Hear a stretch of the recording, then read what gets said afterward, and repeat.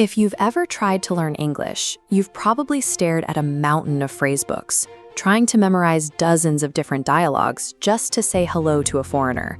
It's exhausting, but you don't actually need to memorize a dictionary to have a successful interaction. You only need one reliable, 3-part script. In the next 5 minutes, we are going to build, customize, and practice your very own plug-and-play conversation template.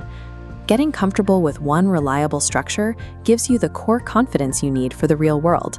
That beats having a massive, unpracticed vocabulary any day. To start, grab a pen and paper or open a notes app on your phone. We are going to build your physical script right now. Step 1 is the opening. This is a standard, foolproof greeting used everywhere in the world. Take a look at this graphic. Person A starts with, "Hello, my name is blank. What's your name?" And person B answers, "My name is blank. Nice to meet you." Write these exact lines down and swap out those bracketed placeholders for your actual name. Standardizing your opening gives your brain one less thing to process in those first 5 seconds. You don't have to search for words because the words are already there. Now we move to the middle of the conversation, small talk. The goal here is building rapport, which just means creating a friendly connection. The most effective and universally polite way to break the ice is by asking about hobbies. Here is the core question you will use. Person A asks, "What do you do in your free time?" And here is the response formula. Person B says, "I like blank and blank."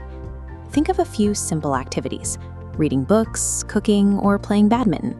Pick your 2 favorites and plug them into those blank spaces on your script. A quick warning: do not try to translate complex thoughts directly from Indonesian to English right now. Stick strictly to this simple template. Relying on an easy, predictable topic like hobbies keeps the conversation flowing naturally without requiring advanced grammar or risking an awkward silence. That brings us to step 3, the closing. Exiting a conversation smoothly in a second language is often the hardest part for beginners. People often panic and either abruptly say stop or just walk away. That comes across as rude, even if you don't mean it to be. Instead, use this polite transition. Person A says, "I have to go now. It was nice talking to you." And person B gives a friendly confirmation. "Okay, see you later." Go ahead and write this final exchange at the bottom of your paper. Ending gracefully ensures the interaction concludes on a positive note. It leaves the door open for a future conversation, rather than ending with the confusion of an abrupt exit. Now that your script is written, let's talk about pronunciation.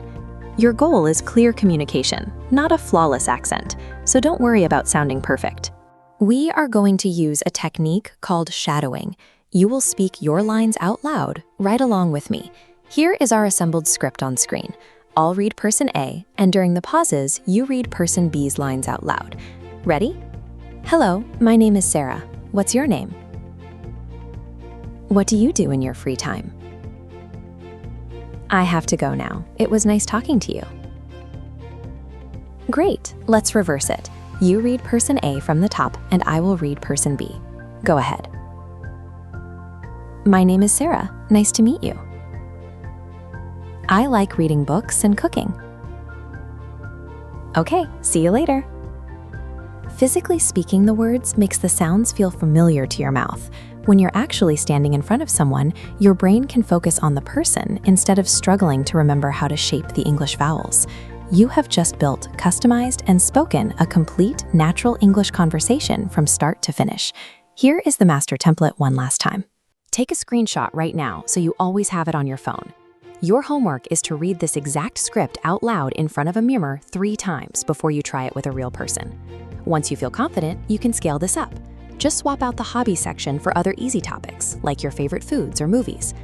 One solid script you can actually speak is more useful than 50 scripts that only live on a page. Thanks for putting in the work.